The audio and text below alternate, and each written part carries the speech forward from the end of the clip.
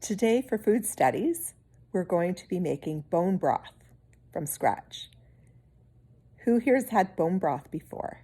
It's a little different than chicken stock or soup stock in the fact that it has to boil for a very long time, but it's really, really good for you and it helps you from being sick.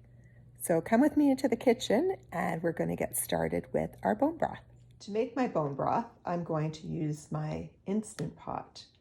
And the first thing I'm going to do is I'm going to take a bag of bones and leftover bits from the freezer that I've been saving all week and put it in.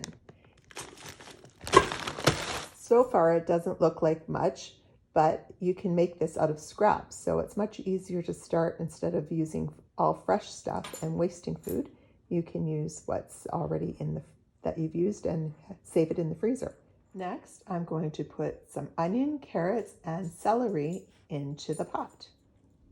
Those are in the pot, and now I'm going to add some salt, turmeric, garlic, pepper, and any other herbs I might have left over in my freezer from the garden in the summer. I found a little bit of rosemary. It unfortunately wasn't from the garden. I think my garden stock is all used up.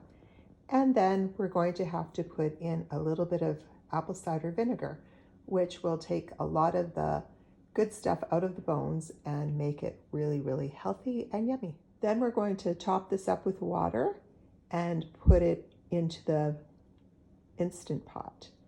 However, if you will notice, since we are talking about gardens and the life cycle of plants, notice that except for the bones, most everything else that's in this pot came from a plant, came out of the garden.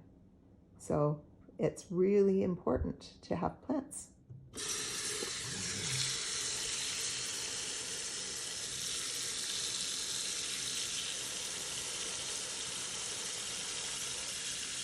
We'll fill this up to where the maximum line is, so there will be quite a bit of water in here.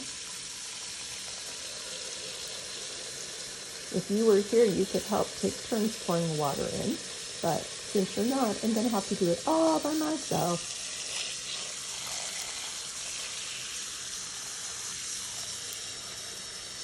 The orange stuff on top right there is a little bit left of the turmeric, which is really good.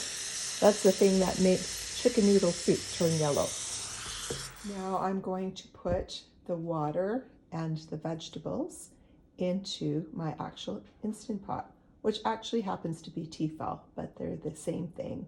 They work just as good. In it goes. I'm going to put down the lid and then I'm going to turn it on. So I'm going to put it on as high as it goes for as long as it goes.